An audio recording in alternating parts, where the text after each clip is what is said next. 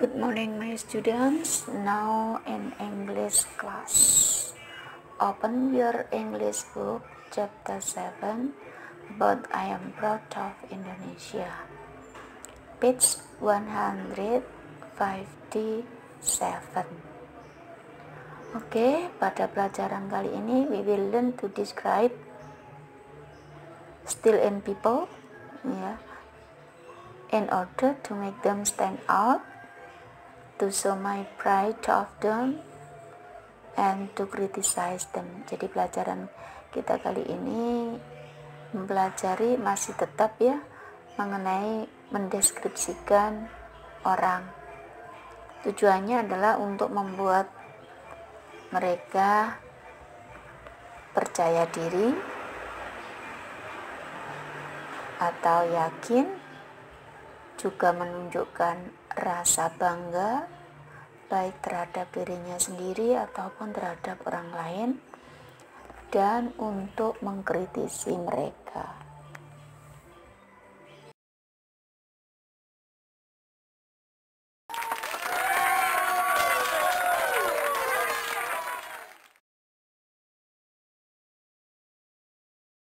Now observing and asking questions. We will play the roles of the speakers in the conversation about Mrs. Erlina to make her stand out. Jadi kita akan mempelajari peran dalam bentuk percakapan tentang Nyonya Erlina untuk membuatnya percaya diri.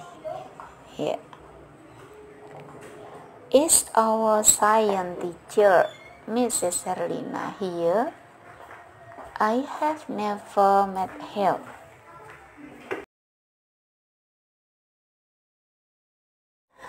Yes, she is here, but I don't know where she is now. She is in batik and black pants.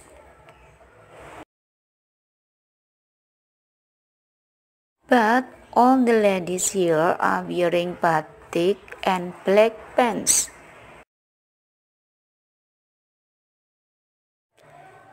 Yes, she is here, but I don't know where she is now.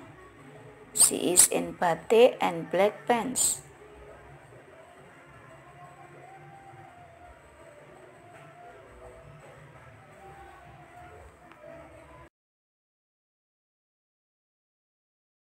You are right. There she is. She is the big lady with glasses. She is sitting on the bench in front of the principal's office.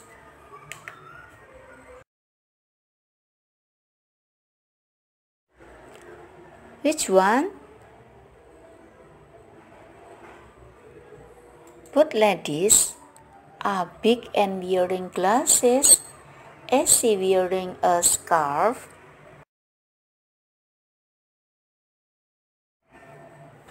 No, she is not. She is carrying a pink purse. All right, come on, let's meet her.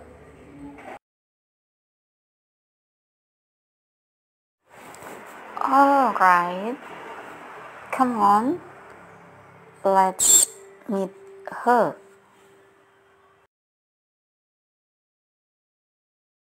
Oke, berikut beberapa unsur kebahasaan dari dialog di atas ya. Ada simple present tense, ada present continuous tense, dan ada common sentence. Common sentence ini baru ya.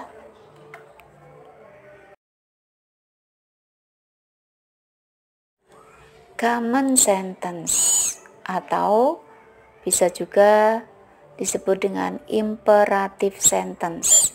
Artinya adalah kalimat perintah. Perintah yang digunakan untuk memberitahu orang atau lawan bicara apa yang harus dilakukan. Kalimat ini merupakan kata kerja dan mengandung fungsi.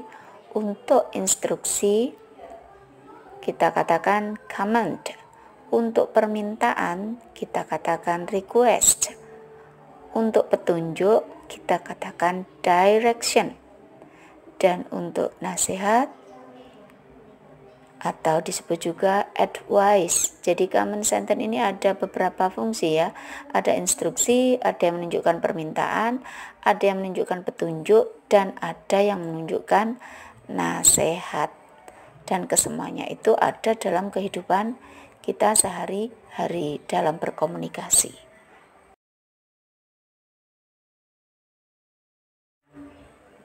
Dalam membuat kalimat perintah, ini biasanya menggunakan tanda seru untuk bagian akhir kalimat. Ya. Tetapi tidak menutup kemungkinan bisa juga menggunakan kata titik atau bahasa Inggrisnya dot ya pada akhir kalimat.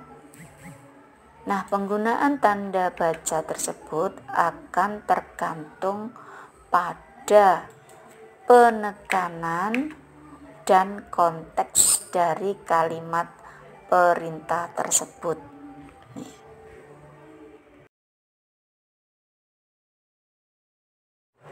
Example about the common sentence. Contoh tentang common sentence ya. Misalnya, shut the front door. Tutup pintu depan. Wash your hand and help me to rub this. Cuci tanganmu dan bantu aku membungkus ini. Please help me to find my cat in Alexa's house. Tolong dong, bantu aku menemukan kucingku di rumah Alexa. Yang keempat, put your bags on the teacher's table during the examinations. Letakkanlah tas kamu di atas meja guru selama ujian. Yang kelima, contohnya, before eating the food, please wash your hand first. Sebelum makan, cucilah tanganmu terlebih dahulu. 6. Stop eating too many instant noodles. It is not good for your health. Berhentilah terlalu banyak makan mie instan. Itu tidak baik untuk kesehatan kamu.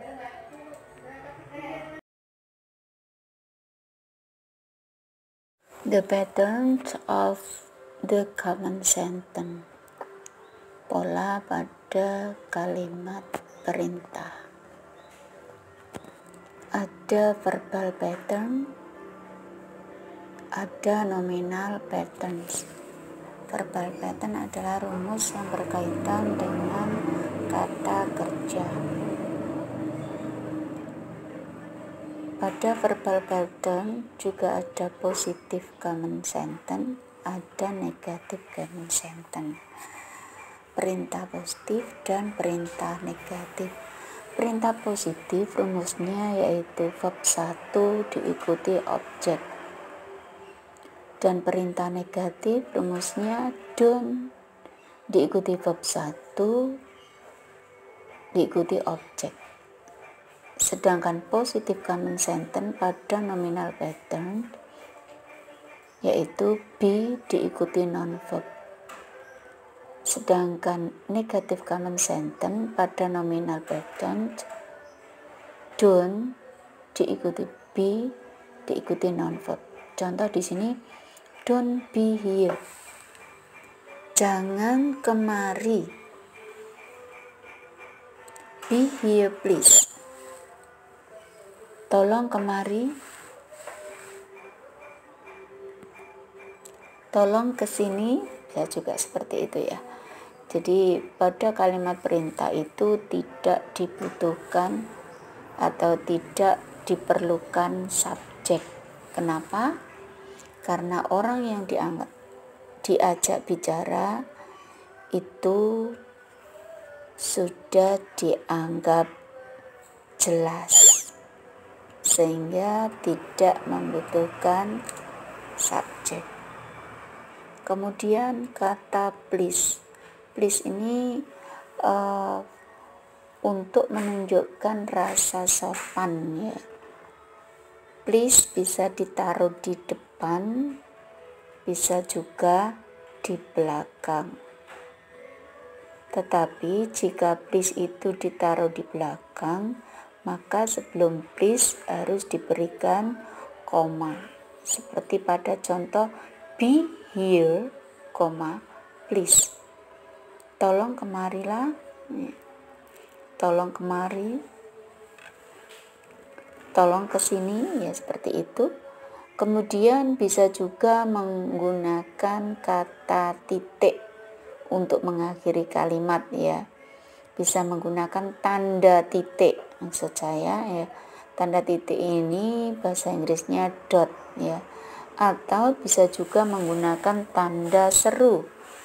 Kalau tanda seru digunakan berarti yang diperintahkan itu dengan cara lebih menekan, ya. Jadi lebih tegas. Don't be here, ya, seperti itu. Jadi suaranya agak menekan, sehingga diperlukan tanda seru atau interjection.